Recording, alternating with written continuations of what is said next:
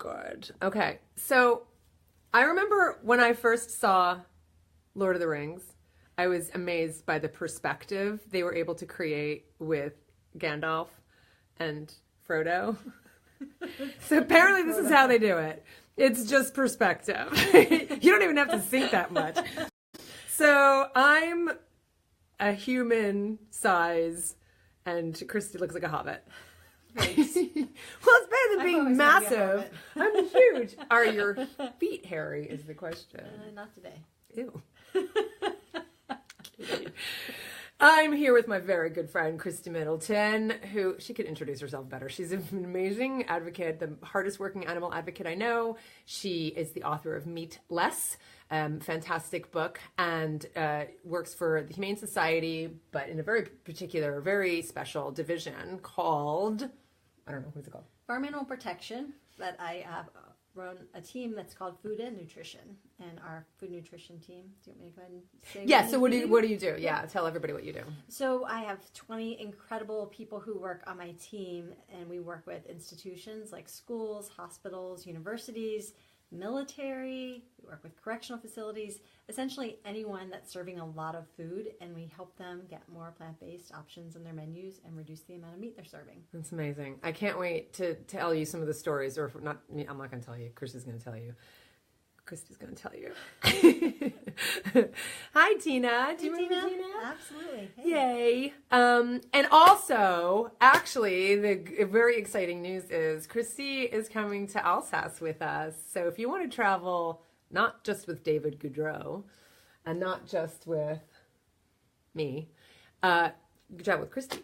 I'm so excited. Yes, absolutely. I am super excited, and Milena also. We're going to have a super time. We're officially at 18 people. I've been telling everybody that for our Christmas trip, which is going to be magical. I mean, it really is just going to be absolutely magical. I can't wait to share that with you. But I've been telling people that we have to fill it by March 10th. Because we're taking over a hotel in the Alsace region of France, and it is the most magical time. Everybody who's writing to me saying they can't come, they go, I've been there at Christmas time. It's the most magical place. I wish I could go. So it really is going to be fantastic. If you go to cpgtrips.com, you can see it. Michelle, if you could type in cpgtrips.com, I'd appreciate it. And we have 4 slots left. 4 or 6, but we are filling it. It's getting there, but we will disappoint people like Kristie if we don't fill it, because we can't do it if we're not full. So go to cpgtrips.com. I know, Andy, don't tell me you can't go. I don't want to hear anybody who can't go. It's not fun. Hi, Megan. Everybody, let me know who you are and where you're at. Of course, Michelle. Do you remember Michelle? She was at the conference last year as well, and she's already signed up for the Compassion in Action conference this year. Hi, awesome. Kara. Look forward to seeing you, Michelle. I know. I'm super excited. So, yeah, also Compassion in Action conference time to sign up for that as well. Tina is already signed up. So is Michelle already signed up. Hey, Mary, and Mary's coming to Rwanda. And then just finally, on that note, we did open up a second Rwanda trip. I told you that, right? Yeah. We opened up a second Rwanda trip because we sold out of the first Rwanda trip in 48 hours. And so we added a second Rwanda trip. Mountain gorillas, chimpanzees, golden monkeys, the beautiful country of Rwanda. We're going to be in Kigali. It's an amazing place. And we opened a second one. We are officially doing it in the sense that we have enough people that we're like, yep, it's a go, just like we're waiting for Alsace. But there are slots left. So if you're interested in coming with me to Rwanda, I am going to be away from my cats for 5 weeks. Will you come and spend time with them? Absolutely. I'm so sad about that. Scratch their little bellies. I don't think I'm going to be able to do that ever again, but I am doing, it just made sense. There were so many people who were interested in this Rwanda trip that we just thought, like, we're there. Like, we might as well see if people are interested in a second one, and clearly they are. But being away that long is really hard. And Alma, I just saw that you signed up, too. Oh, you were signing up. But you just signed up, Alma, for the conference. So I just saw that your registration came in today. But I don't see your full post here. So you said, but it was booked so fast, and now I can't see the rest of what you're saying there. But let me know. I don't know if I'm a saint. I might be just a maniac. I don't know. I don't know if it's sainthood.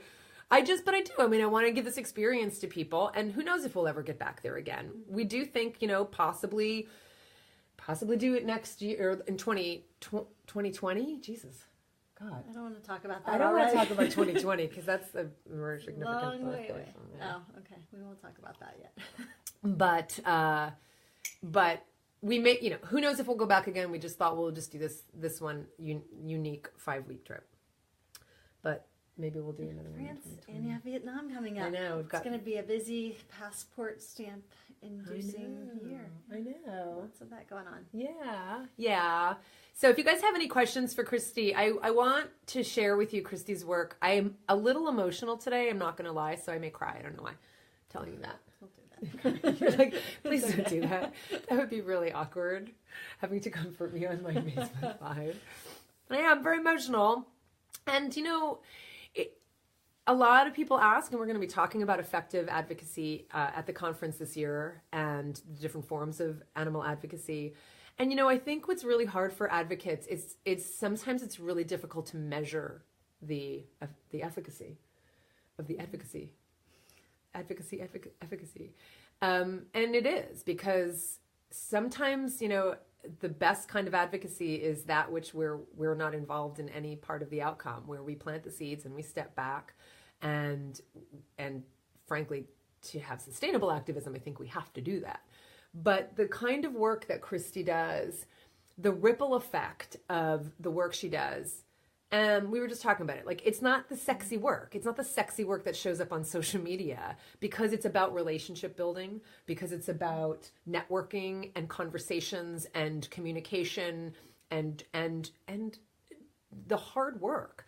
And that's not necessarily Instagrammable. Right. And persistence. You're like, and persistence. Megan said she read your book and have been sharing it. She's been sharing it with her family. That's fantastic. Thank you so much, Megan. I should get my phone, because I can't see the rest, or my laptop, because I can't see the rest of what you're saying, Megan, but I'm going to go check.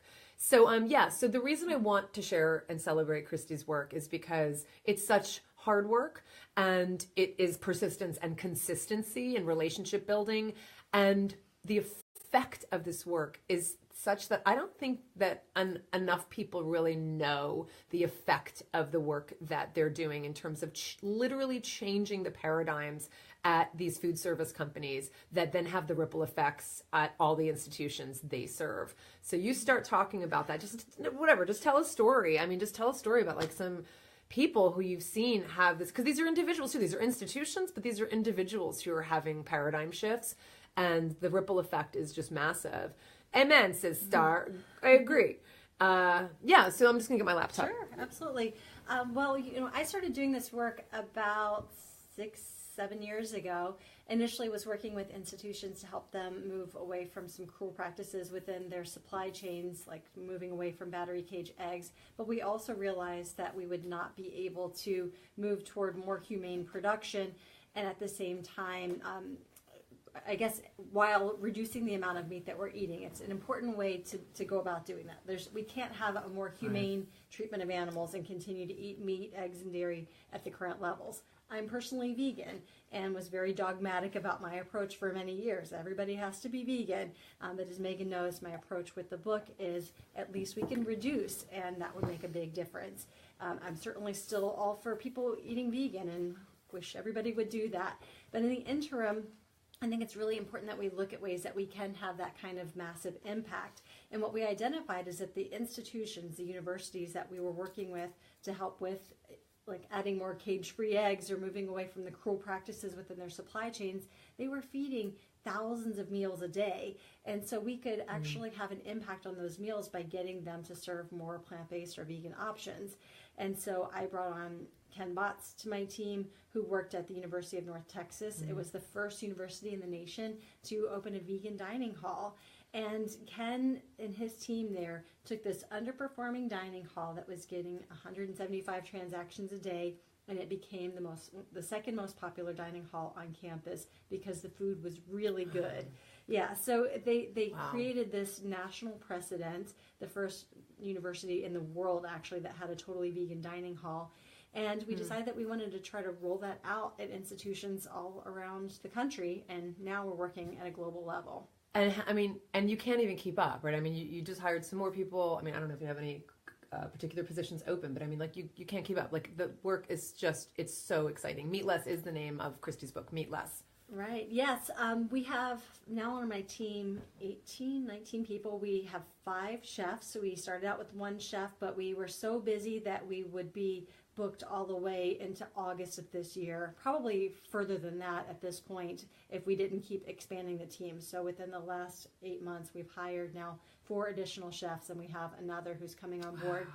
And these people are going into the kitchens of Compass Group, Aramark, Sodexo. These may be companies you've never heard of before, but they're running the dining facilities at universities, at schools, at correctional facilities, and we're teaching their chefs how to cook vegan food. And yeah, it is amazing. It's so exciting. I pinch myself every day when I hear from my team who are working with institutions across the country, and they've got another university that's adding more vegan options, or a new university that's creating a totally vegan station in their dining hall, or a school that's starting Meatless Monday. So they haven't announced this publicly, but I heard just Friday from Columbus, Ohio school district saying that it's going to start Meatless Monday in the fall. And that's a school district in the center of the country, one of the biggest egg producing states in the nation. And they're now doing Meatless Monday.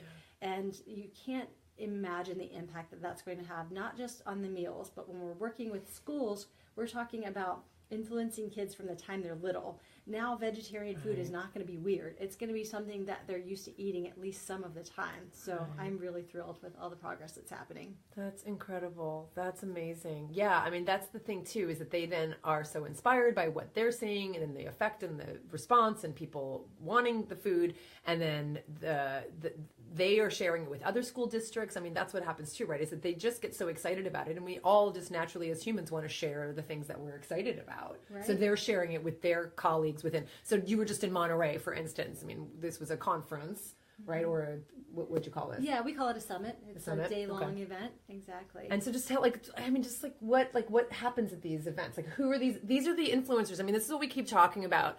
And this is why I keep talking about there. You know, I loved Tim's presentation. Were you there last year for Tim's presentation? Mm-hmm. Was it last year? He did a presentation at the Compassion in Action conference, and he's talking about like how we have to recognize that there are all these hierarchies of power in our society, right?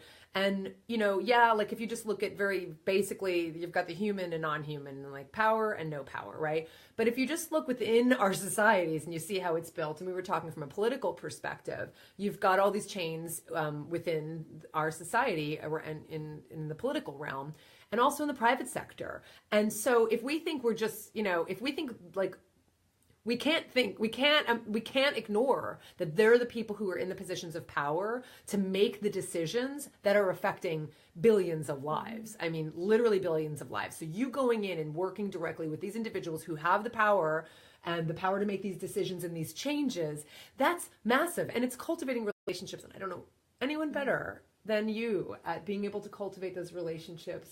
It's really hard to do that, and it's about trust and communication and understanding and being a friendly resource. You know, we were just talking about people at meat companies or at other commercial enterprises that may be profiting off of animals, and recognizing that they're not bad people. They're just in the business of doing something that is harming animals. But most people, by and large, want to do good, and if we make it easy for them to do good and we're persistent about that, then eventually I think that they will come around, so long as it is profitable. And what we find with schools is that they have to ensure that participation doesn't decline, which is why we're doing the culinary training, because we were finding a lot of places that were interested in adding more plant-based options to their menus, and then they were serving things that weren't very popular. So we want to show people how delicious the food can be too.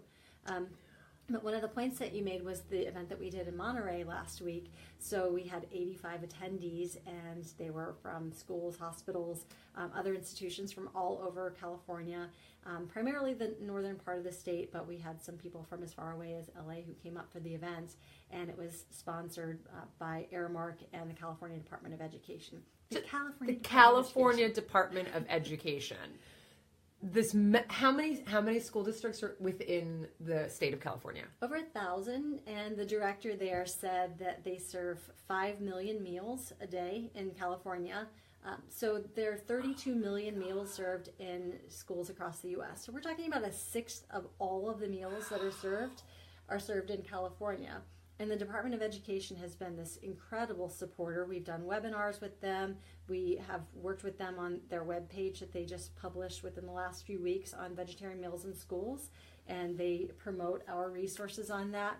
And they spoke at this event on why schools should be adding more plant-based options to menus, not only to meet the demand, but specifically called out that eating more plant-based foods, eating fewer animal-based foods, are a great way to reduce some of the chronic diseases that we're starting to see even in young kids. Even in young kids. Yeah. And Tina's asking about that. I'm trying to get onto my my interwebs here to look at your questions directly because they're getting cut off. But it looks like she is an inspiration, Andy. She is such an inspiration.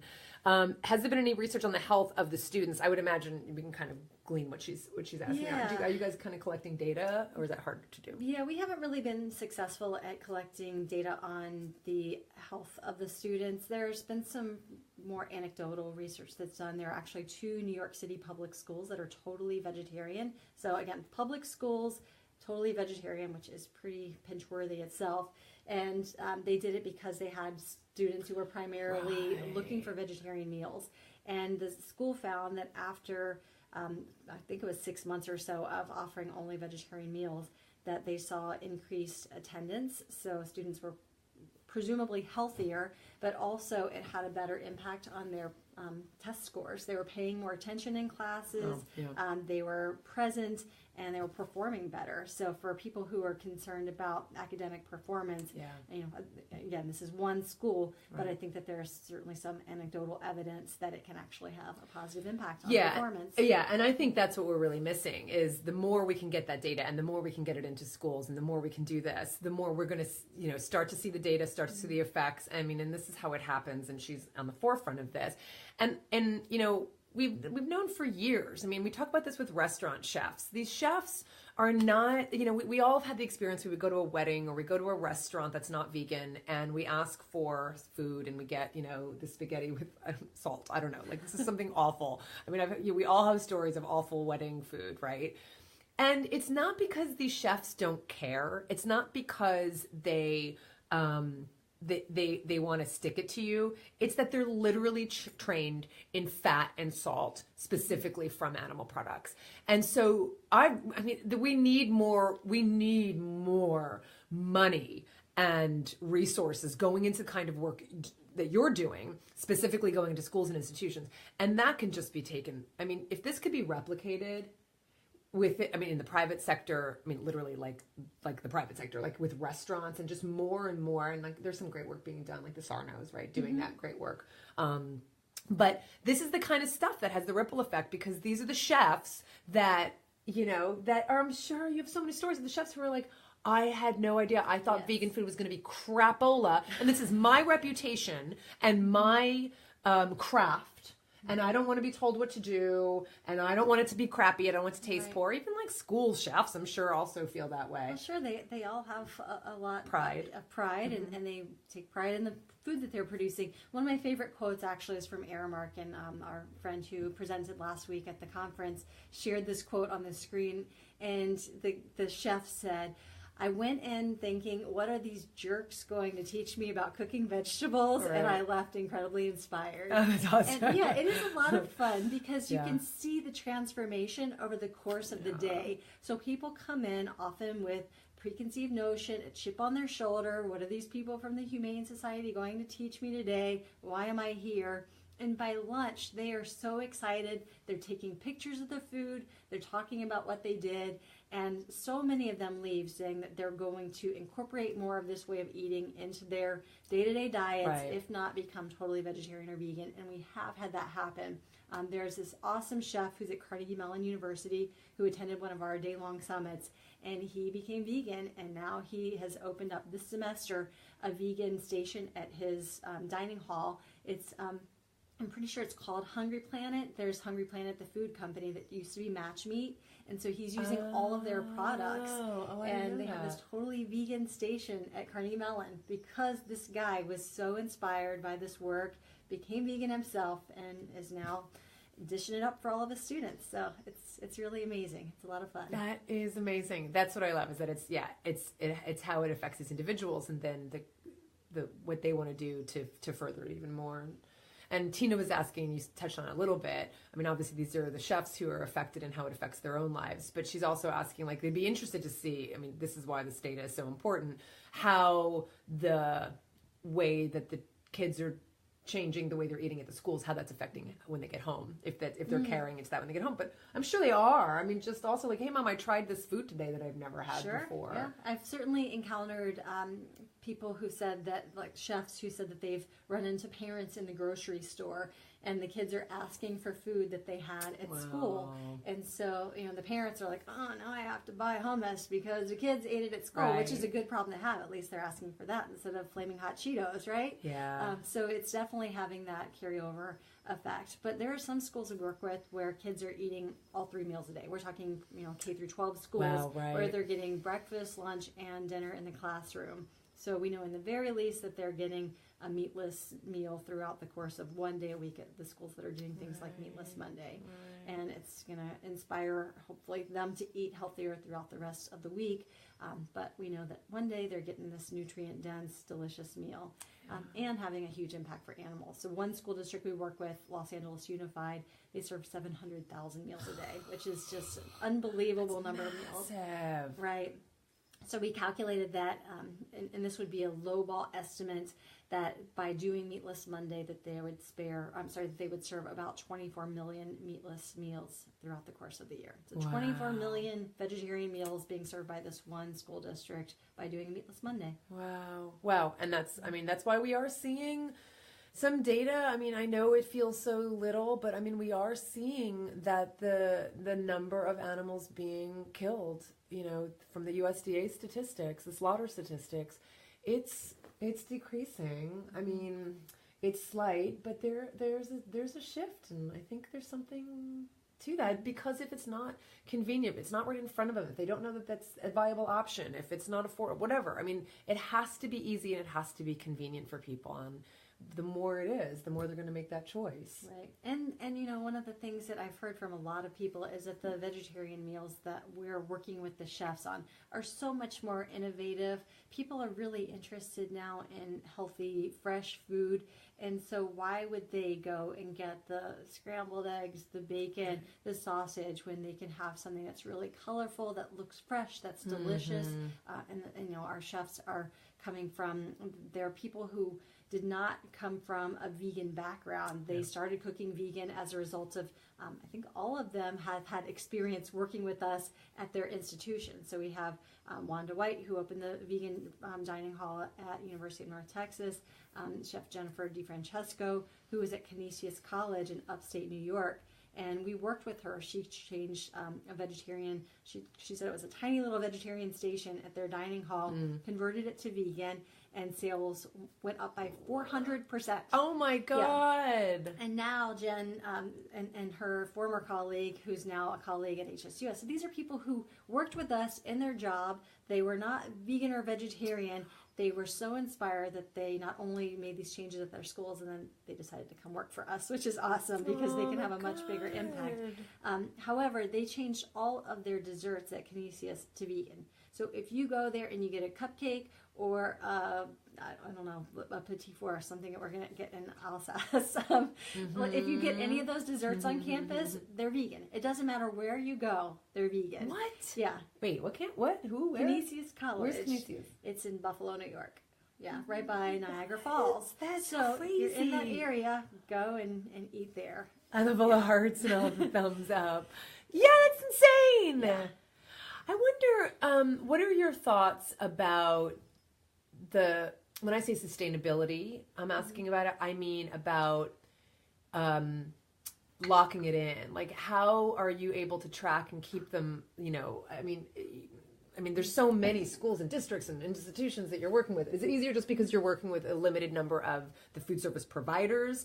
But how will it be institutionalized, I guess is what I'm asking. So it doesn't just become trendy and then it stops. Yeah, I've thought about that, and I feel like we're in a